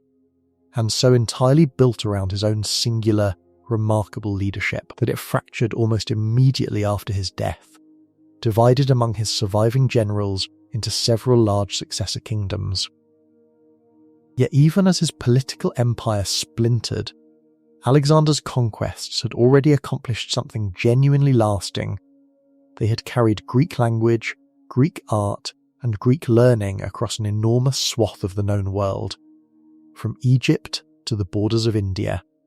inaugurating a new era historians call the Hellenistic period, during which Greek culture blended and mingled with the ancient traditions of Egypt, Persia, and Mesopotamia in genuinely fascinating new combinations. Let your mind rest a moment on those successor kingdoms themselves, since each developed its own distinct character across the following centuries, and on the genuinely remarkable, decades-long series of wars fought among Alexander's own former generals as they carved up his empire, conflicts historians call the Wars of the Diadochi, meaning simply the successors, a prolonged bitter struggle in which men who had once marched together as trusted companions across the length of Asia turned, almost immediately following Alexander's death, into determined rivals, each manoeuvring to claim the largest possible share of the empire their fallen king had left with no clear plan for its future governance. In Egypt, one of Alexander's most trusted generals, Ptolemy, founded a dynasty that would rule as pharaohs in the old Egyptian style for nearly 3 centuries, ending only with the death of Cleopatra, herself a direct descendant of this same Macedonian general, a genuinely remarkable thread connecting Alexander's own conquest directly to one of history's most famous women, born some 3 centuries after his own death. In the east, a general named Seleucus carved out a vast kingdom stretching across much of the old Persian Empire, from Anatolia to the borders of India, ruling over a genuinely diverse population of Greeks, Persians, Babylonians, and numerous other peoples, blending Greek civic institutions with the older administrative traditions of the Persian Empire he had inherited. Further east still, in the region of Bactria, in what is now Afghanistan, Greek settlers established kingdoms so genuinely remote from the Greek homeland that later archaeologists were genuinely startled to discover, many centuries later, Greek-style cities complete with theatres, gymnasiums, and inscriptions in flawless Greek, thriving deep in Central Asia, their rulers minting coins bearing Greek gods and Greek philosophical inscriptions for local populations who had never once set foot anywhere near the Aegean Sea. Let your mind rest a moment too on the genuinely fascinating cultural blending this new Hellenistic world produced beyond Alexandria's scholarship alone, since Greek art, religion, and philosophy mixed with local traditions across this enormous territory in ways that produced genuinely new hybrid forms. In the region of Gandhara, in what is now Pakistan and Afghanistan, Greek artistic techniques merged with Buddhist religious subject matter to produce some of the very first depictions of the Buddha in human form, his robes rendered in a distinctly Greek sculptural style, his facial features and drapery folds carved according to conventions Greek sculptors had refined over preceding centuries. A genuinely striking visual testament to just how far and how deeply Greek artistic influence had travelled following in Alexander's own footsteps, reaching a religious tradition that had developed thousands of miles from Greece itself and had no direct historical connection to it before Alexander's armies opened this new channel of cultural contact. Let this dramatic, sweeping chapter settle for a moment. The vast distances Alexander's armies once crossed, now settling quietly into memory. And let's rest a while on what this Hellenistic world actually produced. The centuries following Alexander's death saw Greek learning reach genuinely extraordinary new heights, particularly in the great Egyptian city of Alexandria, founded by Alexander himself and developed by his successors into the greatest centre of scholarship anywhere in the ancient world. The Library of Alexandria gathered, at its height, hundreds of thousands of scrolls, drawing scholars, mathematicians, and scientists from across the entire Mediterranean and Near Eastern world. It was here, or in the wider Hellenistic scientific tradition it fostered, that a mathematician named Euclid systematized geometry into a logical structure still taught in classrooms essentially unchanged today, that an astronomer named Eratosthenes calculated the circumference of the Earth with remarkable accuracy, using nothing more than the length of shadows cast at two different cities on the same day, and that Archimedes, working in Sicily, developed principles of physics and engineering, and reportedly ran naked through the streets shouting Eureka, meaning I have found it, upon suddenly grasping, while lowering himself into an overflowing bath, the principle that would let him measure the volume of an irregularly shaped object. Let your mind rest a moment too on the eastern reach of this same Greek colonial world, far beyond Sicily and southern Italy, since Greek settlers also established thriving cities along the northern and southern coasts of the Black Sea, trading grain, fish and slaves with the various peoples of the surrounding steppe, and along the coast of North Africa, where the city of Cyrene grew wealthy on the trade of a now extinct medicinal plant called silphium, so genuinely valuable to the ancient world that its image was struck directly onto Cyrene's own coinage, a plant whose precise identity remains, even today, a genuine botanical mystery, since it was apparently harvested to complete extinction by the Roman period, leaving modern scholars only ancient descriptions and coin imagery to work from, in trying to reconstruct exactly what this once famous, thoroughly vanished Greek colonial export actually was. Let your mind rest a moment too on the wider network of Greek cities scattered across Sicily and southern Italy that Syracuse itself belonged to, since this region, Magna Graecia, as the Romans would later call it, developed its own genuinely rich, distinctive Greek culture somewhat apart from the Aegean heartland. Cities like Croton, home for a time to Pythagoras himself, and Taras, founded by Spartan colonists, each contributing their own philosophers, athletes and artists to the broader shared story of Greek civilization. A reminder that ancient Greece was never really confined to the Greek mainland alone, but existed as a genuinely scattered, sea-connected civilization stretching from the Black Sea coast to the western Mediterranean, considerably larger in its true geographic reach than the borders of the modern nation that carries its name today. Let your mind rest a moment too on Syracuse itself, the great Sicilian Greek city where Archimedes lived and worked since it stood, across much of its long history, as one of the wealthiest and most powerful Greek cities anywhere in the Mediterranean world, at times rivaling Athens itself in population and influence. Founded as a Greek colony from Corinth in the 8th century before our era, Syracuse grew wealthy on its fertile Sicilian farmland and its control of key Mediterranean trade routes, successfully repelling a major Carthaginian invasion, and, in 415 before our era, decisively crushing the catastrophic Athenian invasion force we discussed earlier, the very disaster from which Athens' own power in the Peloponnesian War would never fully recover. It was during a later Roman siege of Syracuse, in 212 before our era, that Archimedes, by then an elderly man, reportedly designed a range of ingenious defensive devices, including massive grappling cranes said to lift enemy ships directly out of the water. That helped hold off the besieging Roman army for a genuinely remarkable length of time,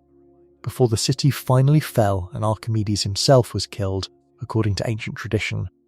by a Roman soldier who failed to recognise the elderly mathematician's importance while he sat, absorbed, quietly working through a geometric problem drawn in the sand, entirely unaware, in his final moments, that the city around him had already fallen. Let your mind rest a moment on Eratosthenes' calculations specifically, since its underlying method remains genuinely elegant enough to appreciate even without any specialised mathematical training. Eratosthenes, serving as head librarian at Alexandria, learned that at noon on the summer solstice, in a city far to the south called Seine, near modern Aswan, the sun shone directly down a deep well without casting any shadow at all, meaning the sun sat directly overhead at that precise moment. On that same day, at that same hour in Alexandria itself, Eratosthenes measured the shadow cast by a vertical pole and used the angle of that shadow,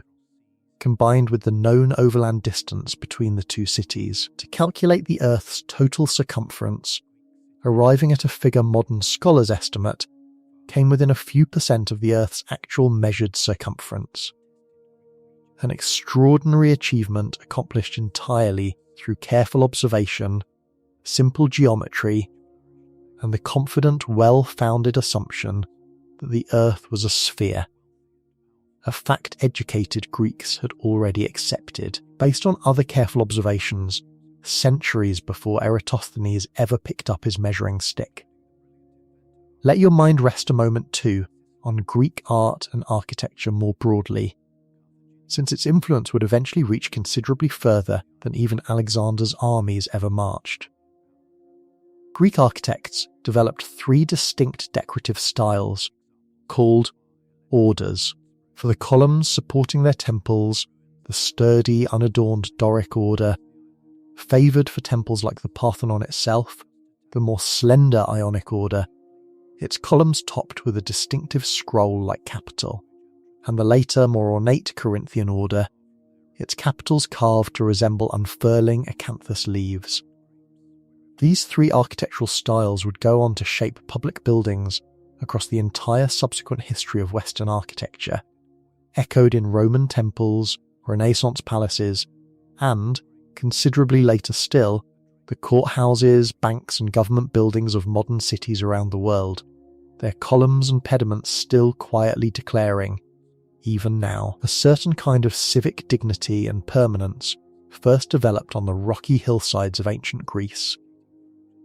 Let your mind rest a moment too on Greek pottery, since these painted vessels, produced in genuinely enormous quantities for everyday household use across the Greek world, have also become one of our single richest surviving windows into ordinary Greek life and belief. Athenian potters developed a distinctive technique called black figure painting, in which figures were painted in a glossy black slip against the natural orange-red clay background, and later refined this into red figure painting, essentially reversing the technique so that figures appeared in the natural clay colour against a black background, allowing painters considerably more freedom to render fine anatomical detail, drapery folds, and genuine facial expression. These painted vases, ranging from simple household storage jars to elaborate ceremonial vessels used at weddings and funerals, depict an extraordinary range of subject matter, scenes from mythology and epic poetry, alongside genuinely ordinary moments of everyday Greek life. Athletes competing, women weaving, symposium guests reclining at their wine, offering modern historians and archaeologists a level of visual, narrative detail about ordinary ancient daily life that written sources, focused as they so often are on wars and politics, simply cannot provide on their own. Greek sculpture, too, underwent a genuinely remarkable evolution across these centuries, moving from the stiff, formal, forward-facing figures of the earliest archaic period toward the increasingly natural, lifelike, even emotionally expressive figures of the classical and Hellenistic eras. Sculptors developing an ever more sophisticated understanding of human anatomy, weight and movement, capturing bodies in genuine motion, muscles tensed, weight shifted naturally onto one leg in a manner that would remain the foundational standard for realistic figurative sculpture across the entire subsequent history of Western art. Studied and copied by Roman sculptors, Renaissance masters, and art students, in one form or another, right up to the present day. Let your mind rest a moment too on Greek medicine, since it developed, during this same broad era, a genuinely significant new approach to healing the human body. A physician named Hippocrates, working on the island of Kos in the 5th century before our era,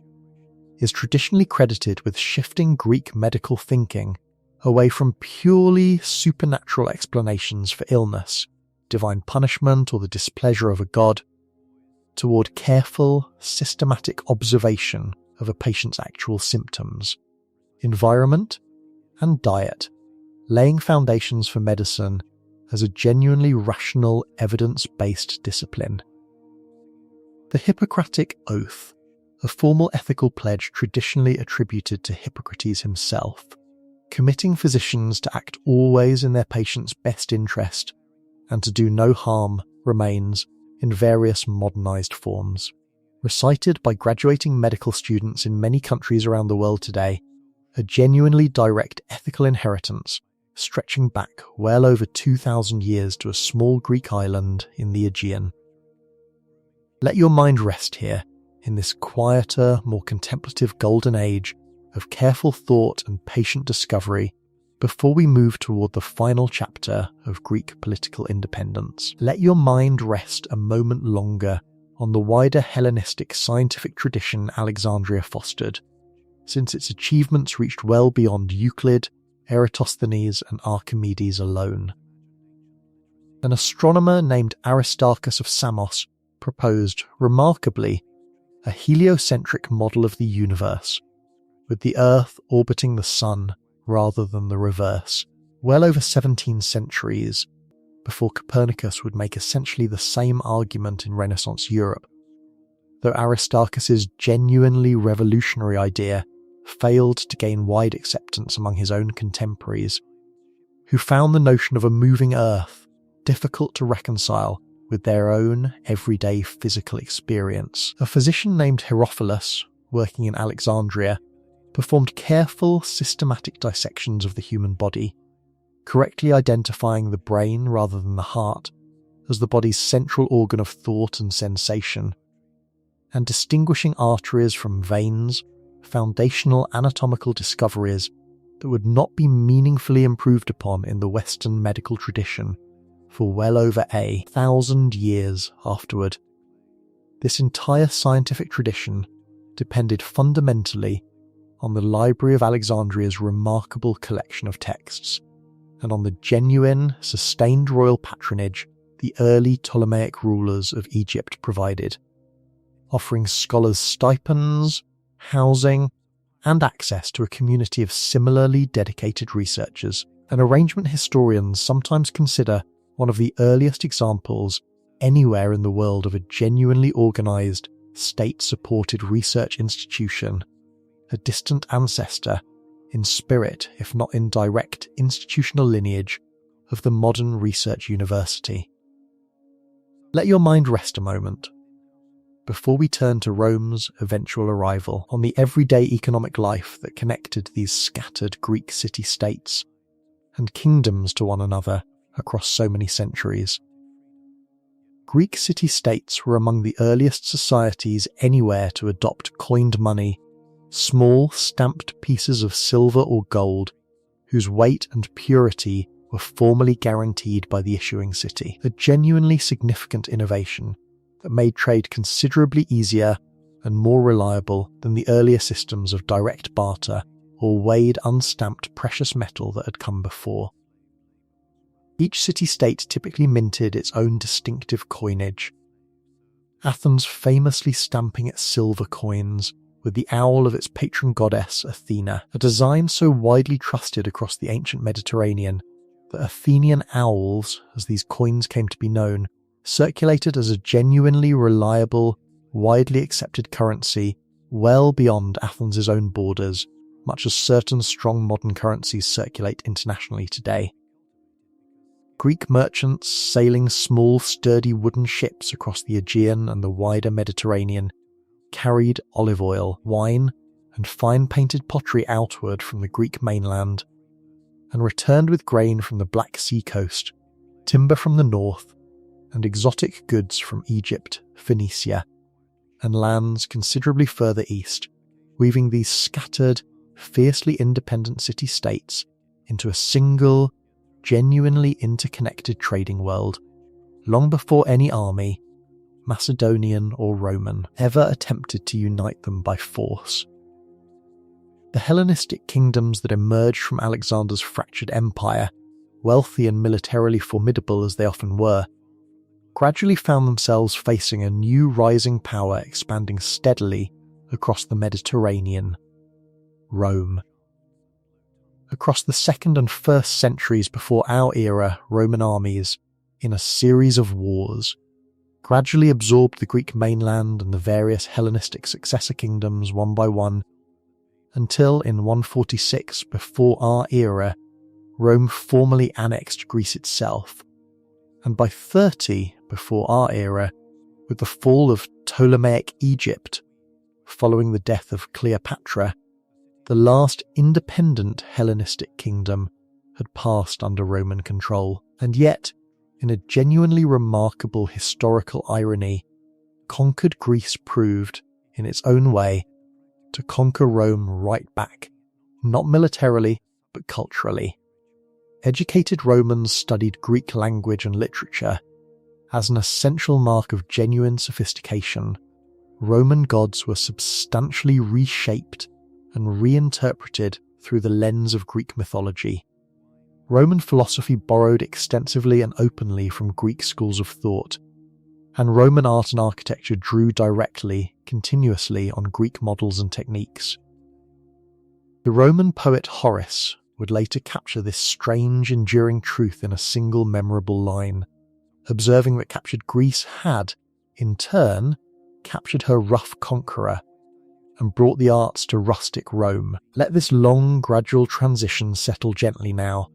one civilization's political independence quietly giving way even as its deeper cultural influence only continued to spread,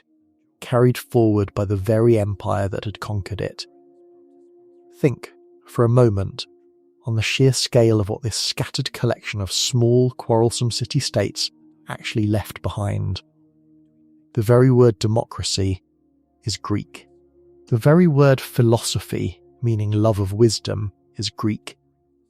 The words mathematics, physics, biology, history, theatre, drama, comedy and tragedy are all Greek, carrying, in their very sound, a direct linguistic thread back to the marketplaces and theatres of Athens over 2,000 years ago. Let your mind rest a moment too on how many ordinary modern English words trace their origin directly back to Greek mythology itself. Small hidden inheritances most of us use every day without a second thought. And, beyond mythology specifically, on how much of the vocabulary of modern science and medicine draws directly from Greek roots as well. Biology from bios, meaning life, and logos, meaning study, psychology from psyche, meaning soul or mind, cardiology from cardia, the heart, an entire modern scientific vocabulary quietly built, term by term, on the same ancient Greek language first spoken in the marketplaces and lecture halls we've walked through together tonight. A genuinely remarkable inheritance for a civilization that never once dreamed of the specific sciences its own language would eventually be used to name. The word panic descends from Pan, the goat-legged god of wild places, whose sudden, startling appearance in the forest was believed to cause the kind of sudden, irrational fear the word still describes today. The word narcissist comes directly from Narcissus, a beautiful young man in Greek myth who fell hopelessly in love with his own reflection in a still pool of water, unable to look away, eventually wasting away beside it. The word tantalizing comes from Tantalus, condemned in the underworld to stand forever in a pool of water beneath a fruit tree, the water receding whenever he bent to drink, and the branches lifting whenever he reached to eat, eternally, tantalizingly, just out of reach. Even the word chaos itself, describing the primordial emptiness that existed, according to Greek mythology, before the ordered universe and the gods themselves came into being, has passed directly and essentially unchanged into modern English. One more small, quiet reminder of just how deeply this ancient mythology continues to live on, hidden in plain sight, inside the everyday language so many of us speak, without ever pausing to notice its ancient Greek roots. Let your mind rest a moment too on the Greek alphabet itself, since it quietly underlies an enormous share of the world's modern writing systems. The Greeks adapted their alphabet from an earlier Phoenician writing system, adding, crucially, dedicated symbols for vowel sounds, something the original Phoenician script had lacked, creating the first writing system genuinely capable of representing spoken language with real precision using a small, manageable set of letters,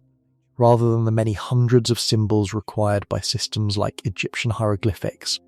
or Mesopotamian cuneiform. This same Greek alphabet was in turn adapted by the Etruscans and then the Romans into the Latin alphabet most of the Western world still uses today, and separately adapted into the Cyrillic alphabet used across Russia and much of Eastern Europe, meaning that whether you are reading English, French, Russian, or Bulgarian, the individual letters on the page trace their ultimate ancestry back to reforms made by Greek scribes roughly 28 centuries ago. The Olympic Games, first held at Olympia in 776 before our era in honour of Zeus, continue today, revived in the modern era specifically as a deliberate tribute to this same ancient Greek tradition. Let your mind rest a moment on those original ancient games, held every 4 years without fail for well over 1,000 years, drawing competitors and spectators from every corner of the Greek world, and considered so sacred an occasion that a formal truce, honoured even by city-states otherwise actively at war with one another, was declared for the duration of the festival, allowing athletes and travellers safe passage to and from Olympia, regardless of whatever conflicts might be raging elsewhere across the Greek world at exactly the same time. A genuinely remarkable early expression of the belief that some shared human traditions might reasonably stand above even the fiercest political rivalry. Let your mind rest a moment too on a considerably earlier Greek thinker whose ideas quietly underlie an enormous amount of later mathematics and philosophy alike, Pythagoras, who lived and taught in the Greek colonies of southern Italy in the 6th century before our era, and whose followers formed a genuinely unusual community blending rigorous mathematical study with mystical religious belief, including a conviction that numbers themselves held a kind of divine, structuring significance underlying the entire natural world. The mathematical relationship still taught in classrooms today as the Pythagorean theorem, describing the relationship between the 3 sides of a right-angled triangle, likely predates Pythagoras himself in various practical forms used by earlier Egyptian and Babylonian mathematicians. But it was Pythagoras and his followers who first provided something those earlier civilizations apparently had not: a formal general logical proof demonstrating why the relationship held true in every possible case, rather than simply confirming it worked for the small number of specific practical examples earlier mathematicians had actually measured, a genuinely significant shift toward the kind of abstract, provable mathematical reasoning that Euclid would later systematize so thoroughly in. Alexandria, let your mind rest a moment too on how this ancient Greek world eventually came to be rediscovered and celebrated by the modern one,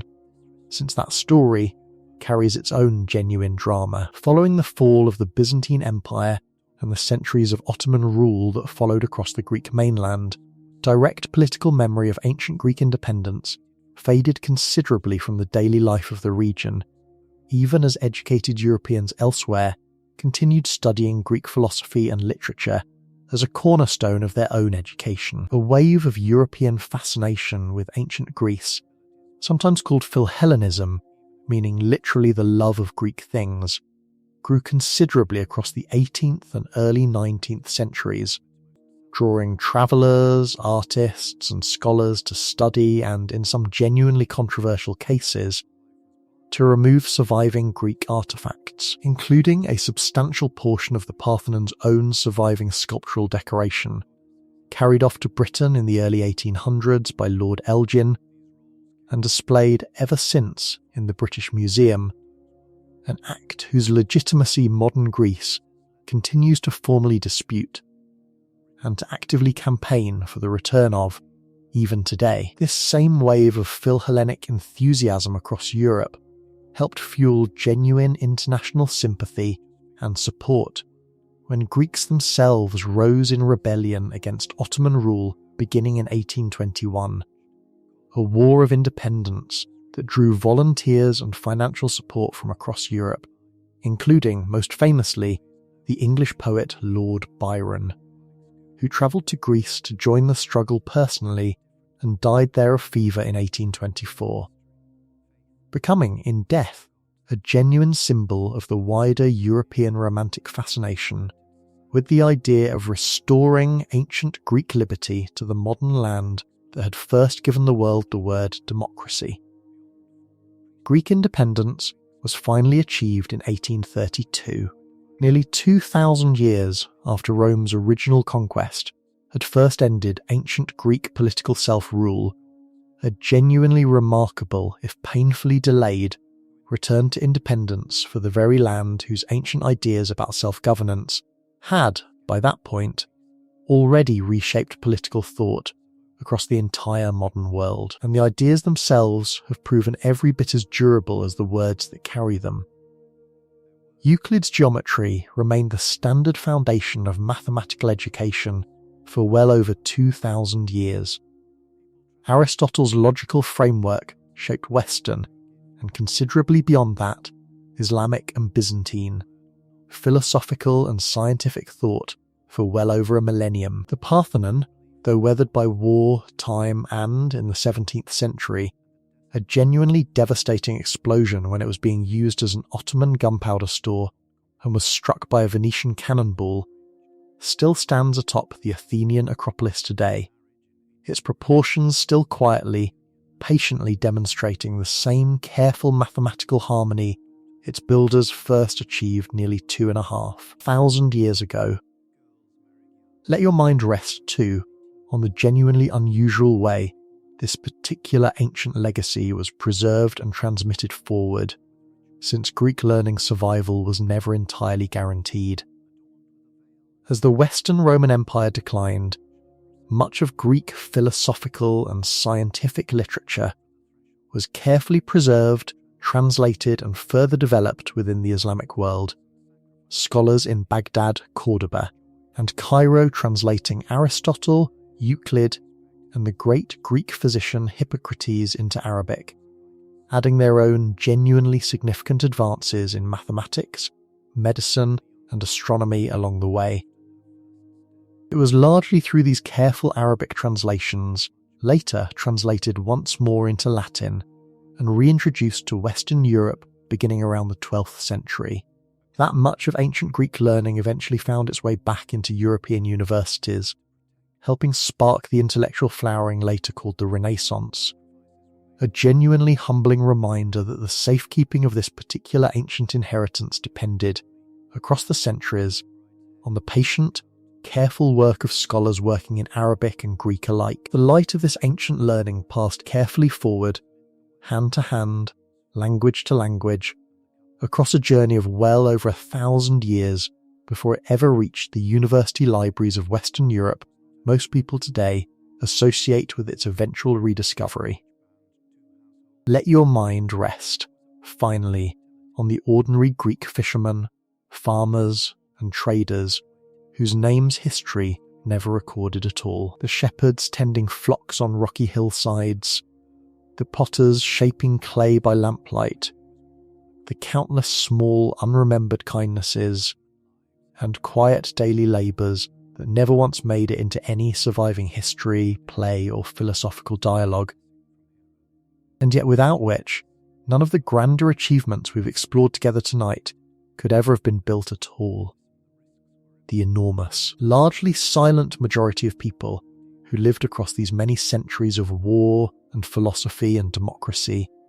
tending olive groves on rocky hillsides, sailing small wooden boats between scattered islands, mending fishing nets in the evening light. Their lives, like the lives of ordinary Egyptians and Romans we've explored in earlier tellings, folded quietly into this much larger story, present in every harvest, every voyage, every meal shared at the end of a long working day, even though no philosopher ever wrote their name, no playwright ever staged their story, no historian ever recorded their private thoughts. Their world, too, was every bit as real and immediate to them as your own world feels to you right now, resting here tonight. And in that simple, shared human experience, tired bodies settling down at day's end, seeking nothing more than warmth and rest, we remain, across nearly 3,000 years, genuinely connected to them still. Let your breathing slow now, the way the Aegean Sea itself settles into stillness on a calm, windless evening, the small waves growing gentler and gentler still, until the water lies smooth and quiet beneath a sky full of stars. Let your thoughts rest, the way a tired debater might finally rest after a long day's argument in the agora, satisfied, unhurried, with nothing left that needs deciding tonight. There is nothing more you need to hold on to now. The Parthenon will still be standing when you wake. The old questions Socrates once asked will still be waiting, patient as they have always been, for whoever wishes to take them up again. The story will still be here, exactly as it is, exactly where we left it. Let your mind rest one final time on the sheer breadth of what we've travelled through together tonight, from Minoan bull leapers and Mycenaean warrior kings, through the quiet centuries of the Greek Dark Age to the rise of the polis, the clash of Athens and Sparta, the brilliance of the Golden Age, the sweep of Alexander's conquests, and the long, slow blending of Greek learning into Rome, and through Rome into the modern world you are resting in right now. It is a genuinely long, winding road, but every step of it was walked, quite literally, by ordinary human feet